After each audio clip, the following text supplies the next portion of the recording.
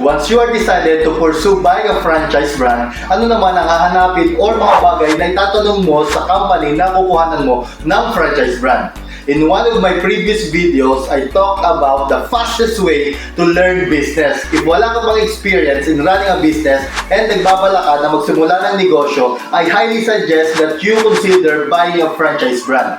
If you want to know the reasons, you can check out that video and we will leave a link in the description. Having a reliable partner that can help you start, grow, and expand your business is good and it can save you a lot of troubles and money. I know that many people who are trying to get a franchise, pinag-ipunan talaga nila ang gagamitin nila sa pagsisimula ng negosyo. And ang iba nangungutang pa hoping na magiging successful ang business na itatayo nila. But being in the industry for years, I know for the fact na maraming factors ang kailangan para maging successful ang business. And in this video, I will give you a checklist na mga bagay na kailangan mong tingnan when buying a franchise brand.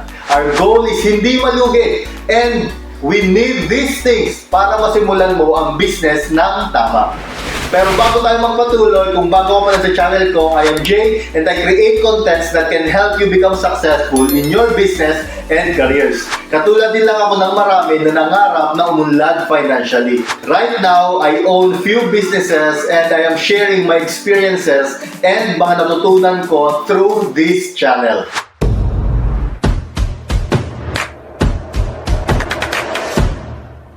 So, let's do it!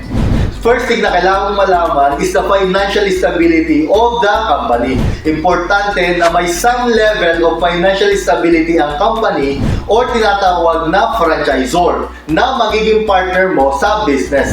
Bakit? Kasi sila ang susupport sa'yo sa business na itatayo mo. And kung after mong magsimula, bigla silang nawala, mahihirapan kang mag-transition. Malaki ang magiging effect ng stability ng franchisor sa magiging success ng business mo. Additionally, the brand is theirs. So, kapag nawala ang company, hindi mo na rin magagamit ang brand. So, importante na maayos ang company na papasukan mo.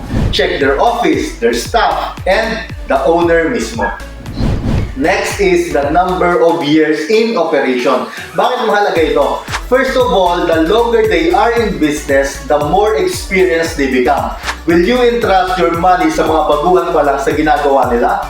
Or kung bago pa lang sila sa franchising industry, you need to ask ano ba ang experience nila. Nag-work ba sila before sa ibang company, nagpapa-franchise din? Remember, running a franchise company is different from running a restaurant.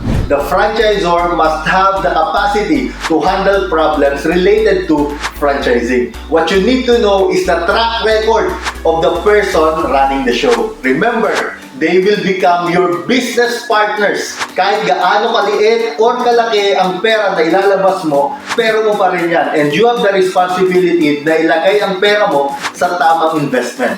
Next is number of branches. It is also good to know kung ilang branches na sila ngayon and kamusta ang operations nila. Nagtatagal ba yung mga branches na itinatayo nila? The good sign for me na okay ang company is kapag nagba-branch out yung mga existing franchises nila. Ibig sabihin kasi noon is nag-enjoy sila sa company and of course kumikita sila. Next is the innovative instinct of the company. How is the franchisor able to adapt to the trend and needs ng market? Innovative ba sila or traditional? Sa panahon ngayon, hindi magsusurvive ang business without innovation and use of technology.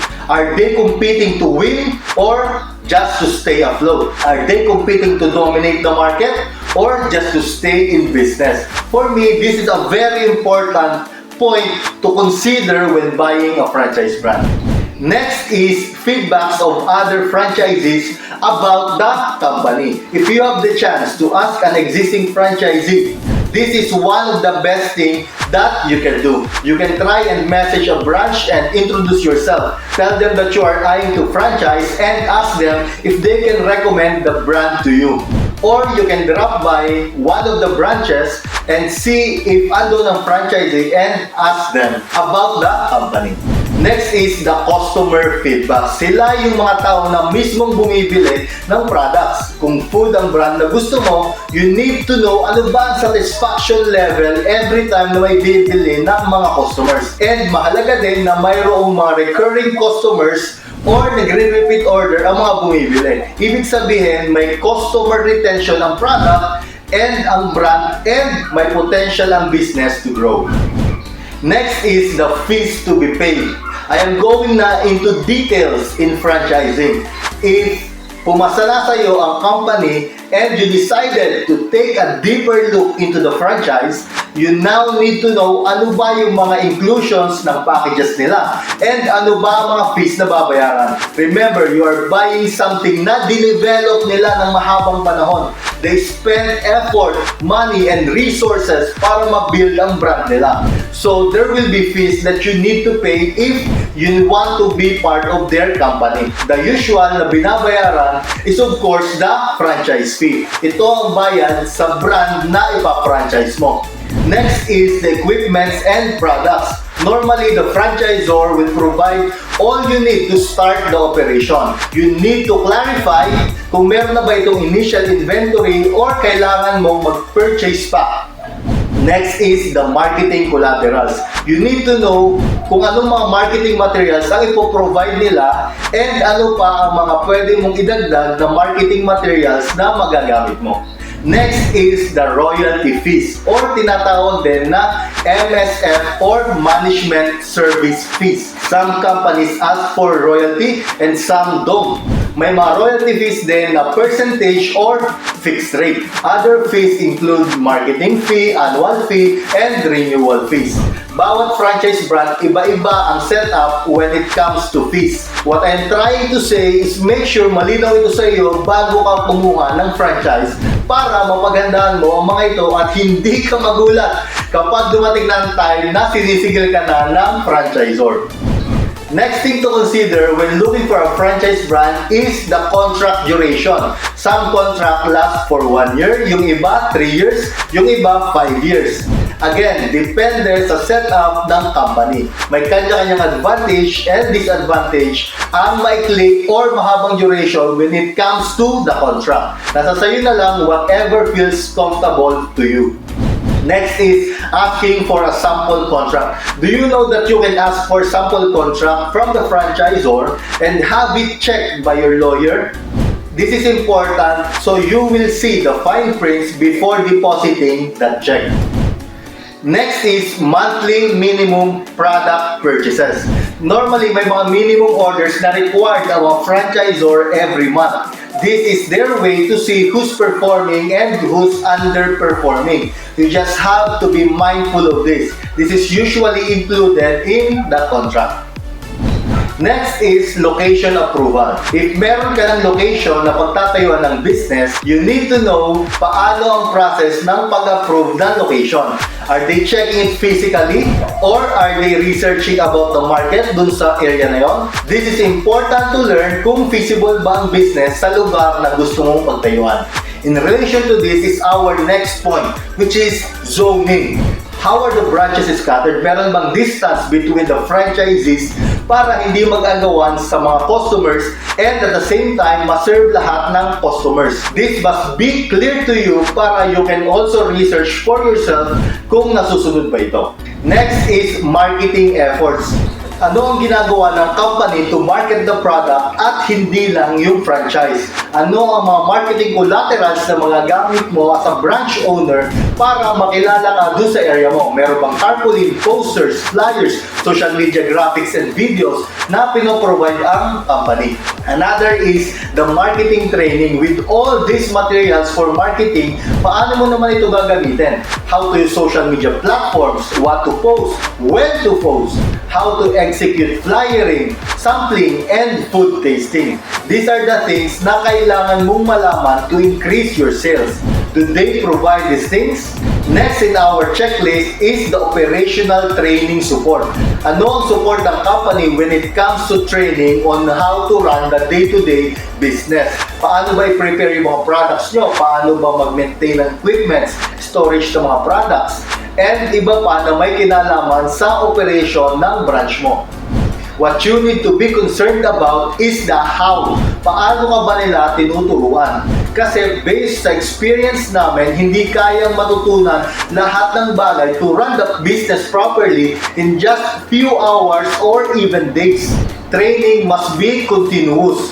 The company must have a training program for you to learn everything. Next is the delivery system. Again, bawat franchise company, iba't iba ang system when it comes to delivery. Some have different branches nationwide kung saan ka makakakuha ng stocks. Others, meron silang distributor sa iba't ibang provinces, and ang iba gumagamit ng mga cargo and delivery couriers.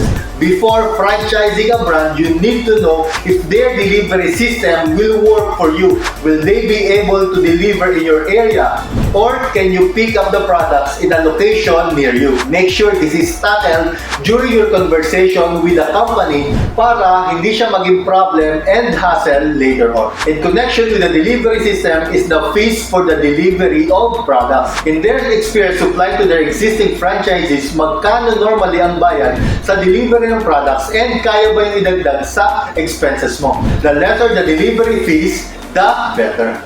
Next is the product storage and shelf life.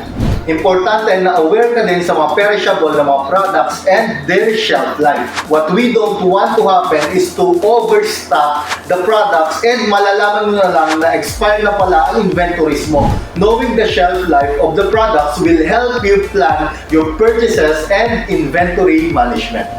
Next is the costing, profitability, and income projection. We are going deeper into accounting and money matters. When buying a franchise brand, ask them to discuss thoroughly about the costing of the products. Have someone who has experience in this area to be with you to check if the computations are correct. Also, kailangan mo rin malaman kung ano ang target sales mo in every month and possible expenses to achieve the profit that you want. Next is legal support. Following the opening of your branch is the registration of your business. You can ask the franchisor about their support in this area dahil mas experienced na sila when it comes to this. Be diligent and learn the legalities of your business with the help of your franchisor. And finally, the accounting tools, trainings, and reports. For me, this one of the list na tinatanong and pinagtutuunan ng pansin ng mga nagpa-franchise ng business. This is one of the most important part in running a business. Through proper accounting mo lang malalaman kung kumikita ba ang business mo. And to do that, you need proper tools na customize sa business mo and training to use these tools para magawa mo ng tama. Most of the franchise companies also require submission of reports para hindi ka ma-penalty. So, you need to ask the company about accounting. These are the things na kailangan mong malaman about the company and brand na kukuhanan mo ng franchise. Make sure to take this checklist with you and huwag kang mahiyang magtanong dahil client ka nila. You have the right to know these things para malinaw sa iyo ang lahat bago ka magsimula. I hope nakatulong ito sa inyo, and if you have questions and comments, please type it in our comment box. I-share mo na rin to sa mga kaibigan mo na nagbabalak mag-franchise para matulungan mo sila sa pagde-decide sa papasukin nila na business. That's it for now. See you in the next video.